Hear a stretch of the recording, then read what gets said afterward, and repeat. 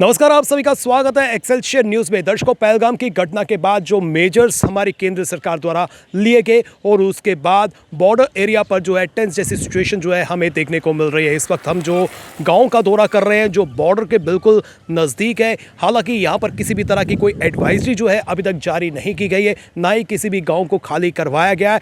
और यहाँ पर लोगों की बात करें तो लोगों में हालांकि थोड़ा बहुत डर का माहौल ज़रूर नज़र आ रहा है, लेकिन लोग जो है घरों से बाहर निकल रहे हैं, कामकाज कर रहे हैं। लेकिन वॉर जैसी सिचुएशन यहाँ पर ना हो, या फिर अगर वॉर जैसी सिचुएशन यहाँ पर अगर होती है तो उसके लिए क्या प्रबंध जो है हमारे प्रशासन द्वारा किए गए हैं, क्या कदम जो है हमारे प्रशासन को समय रहते उठाने चाहिए, आइए इसी पर जानने की कोशिश करते हैं।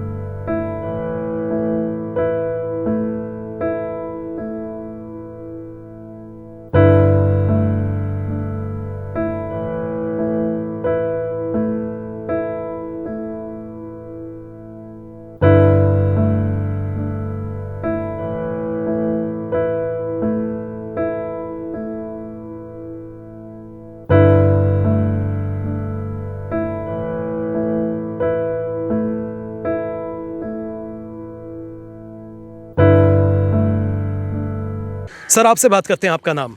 मेरा नाम रमेश लाल है। तो रमेश जी, मैं आपसे भी जानना चाहता हूं कि पहलगाम की घटना के बाद जो है केंद्र सरकार ने कई ठोस कदम उठाए हैं और उसके बाद हमारी आर्मी की बात करें, उन्हें फ्री हैंड भी छोड़ दिया है। कई बॉर्डर्स पर जो है फायरिंग का आदान प्रदान किया जा रहा है। हालांकि जिस बॉर्डर पर हम खड़े हैं यहाँ पर जो है अभी शांति का माहौल है, लेकिन प्रशासन को पहले क्या कदम उठाने चाहिए और किस तरह का माहौल यहाँ पर है? क्या डर जैसी सिचुएशन है? देखिए, आज हम इधर त्रेवा नियर साइड पर निकले थे ऐसे राउंड लगाने के लिए, लेकिन लोगों में दहशत का बहुत काफ़ी ज़्यादा माहौल है, यानी कि अपने लोगों में दहशत बहुत ज़्यादा है। और सबसे बड़ी विलंबना ये आ रही है कि यहाँ पे सुविधा कोई नहीं है। जैसे अगर कोई इमरजेंसी पड़ जाती है, फिर अफरा तफरी में क्या किया जाएगा। जो बंकर हैं, हम एक दो बंकर में भी गए, वहाँ देखा कि कहीं पे पानी है, कहीं पे कुछ है। लेकिन इसलिए हमारी सरकार से यही यानी कि हाथ जोड़ के बेनती है कि प्लीज़ ये बॉर्डर जो हमारा नियर सेक्टर वाला है, इसके ऊपर ध्यान दिया जाए। जय हिंद, जय भारत।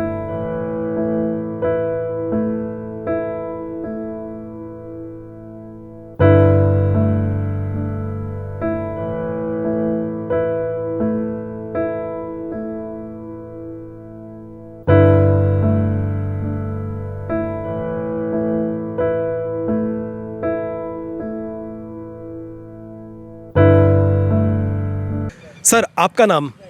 मेरा नाम हरबंस लाल, सरपंच हरबंस लाल। तो आज आपके गांव का हम दौरा कर रहे हैं और जिस तरह से बॉर्डर के बिल्कुल नज़दीक जो है आपका गांव है और जिस तरह से यहाँ पर जो है वॉर जैसी सिचुएशन जो है हमें देखने को मिल रही है। जब से पहलगाम की सिचुएशन हुई है उसके बाद सेंट्रल गवर्नमेंट ने कई ठोस कदम उठाए हैं। तो कभी भी जो है पाकिस्तान हमला कर सकता है, गोलीबारी शुरू हो सकती है। हालांकि कुछ बॉर्डर्स पे गोलीबारी चल भी रही है। तो किस तरह की व्यवस्थाएँ जो हैं प्रशासन द्वारा यहाँ पर की जानी चाहिए? देखो, ये हम यहाँ के लोकल आदमी हैं। आजकल के जो गवर्नमेंट जैसे ये हालात ख़राब हो रहे हैं, इसके बारे में गवर्नमेंट ने कुछ सोचना चाहिए। क्योंकि यहाँ के लोकल आदमी, जहाँ से ममाल में इशू है, हर एक यहाँ का बंदोबस्त ही नहीं है। ना कोई हॉस्पिटल है, ना कुछ है। यहाँ की आबादी कम से कम भी काफ़ी आबादी है। इनके रहने के, जैसे खुदा ना खास्ता कल के लिए ऐसा हादसा हो जाता है तो ये कहाँ जाएंगे बेचारे। ना इनके रहने के लिए कोई बंदोबस्त है, ना हॉस्पिटल के बारे में कुछ है, और कुछ भी नहीं है। जैसे हालात तो बहुत ख़राब, ये तो मालूम नहीं, आज हो सकते हैं, कल हो सकते हैं, कभी भी हो सकते हैं। तो गवर्नमेंट ने इनके बारे में सोचना चाहिए। मेडिकल टीम के बारे में, मालूम इशू के बारे में।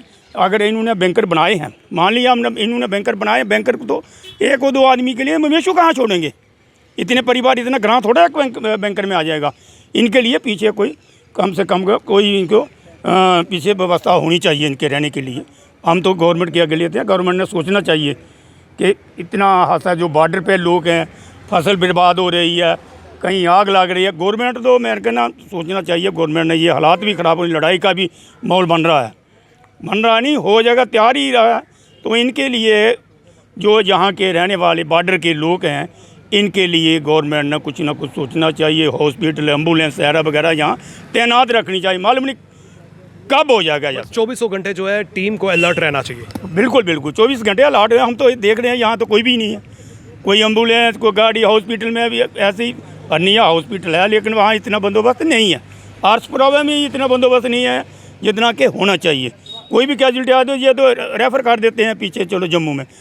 यहाँ आरसपुरा में होनी चाहिए कोई टीम, हर 24 घंटे में तैनात होना चाहिए। सर आपसे बात करते हैं, जिस तरह से जो यहाँ पर प्रेजेंट सिनेरियो हमें नज़र आ रहा है, अभी वॉर जैसी सिचुएशन जो है, अर्निया की पर्टिकुलर बेल्ट की बात करें, आरएसपुरा बेल्ट की बात करें, तो यहाँ पर जो है माहौल शांत है, लेकिन कभी भी कुछ भी हो सकता है। तो उसके लिए ग्रामीणों ने तो अपनी तैयारी कर ली है, बंकर वगैरह जो है वो बना दिए हैं, लेकिन जिस तरह से अगर कोई कैजुअलिटी होती है या कोई और घटना होती है, उसके लिए किस तरह के पुख्ता प्रबंध जो है प्रशासन को उठाने चाहिए?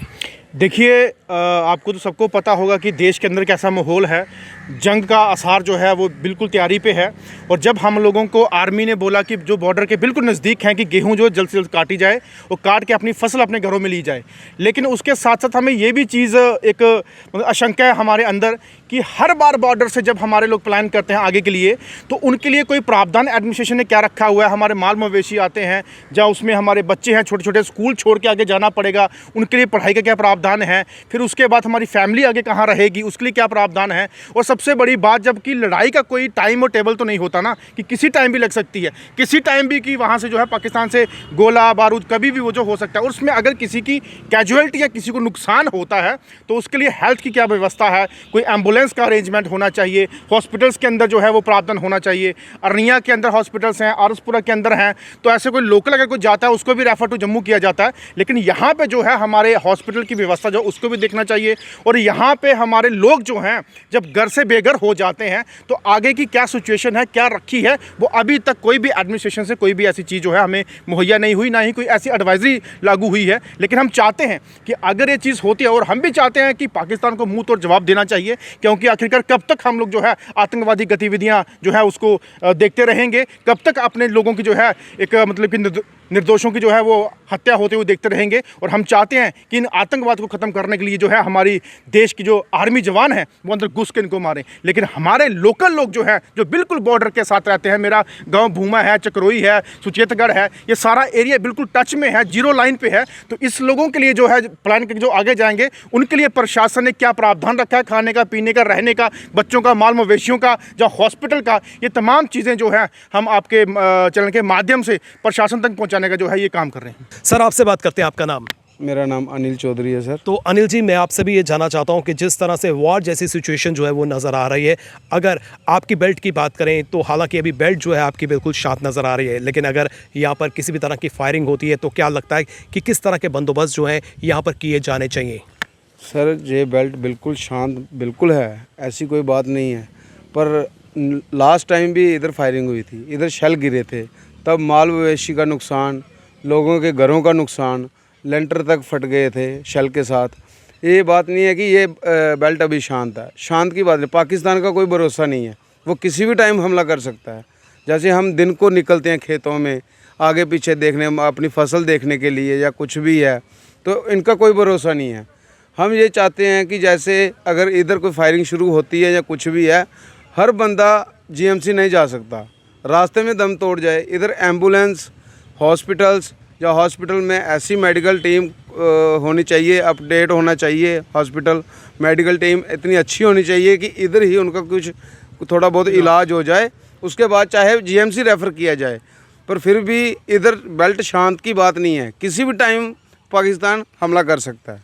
तो आप गवर्नमेंट से चाहते हैं कि जितने भी यहाँ पर सब हॉस्पिटल्स हैं उनको अपग्रेड किया जाए? अपग्रेड किया, हाँ, उनको अपग्रेड किया जाए, मेडिकल टीम अच्छी हो, स्टाफ अच्छा हो, और जो भी मेडिकल टीम कोशिश की जाए कि जैसे जीएमसी में अच्छे डॉक्टर हैं उनको थोड़े दिन के लिए इधर हमारे हॉस्पिटल में भेजा जाए। सब डिवीज़न हॉस्पिटल है, इधर भेजा जाए।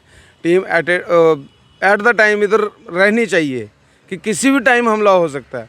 हम इधर खड़े हैं, इधर खड़े होने से भी कोई पता नहीं कब शेल गिर जाए। पाकिस्तान का कोई भरोसा नहीं है। अब आपने देखा कि पहलगाम में जैसे हमला हुआ, किसी ने सोचा ही नहीं था, वो तो टूरिस्ट स्पॉट था। अगर उधर नहीं उन्होंने बख्शा तो बख्शे इधर में नहीं जाएंगे, वो तो किसी भी टाइम हमला कर सकते। इस वक्त मैं चिंगिया गांव में हूं। यहाँ पर ग्रामीणों ने अपने घर के अंदर ही बंकर बनाए हुए हैं ताकि जैसी भी सिचुएशन यहाँ पर हो, ताकि अपने आप को वो सेव कर सकें। नमस्कार अंकल। देखो, ये बंकर तो ठीक हैं, ये तो कोई नहीं है, अभी सरकार ने दिए हैं।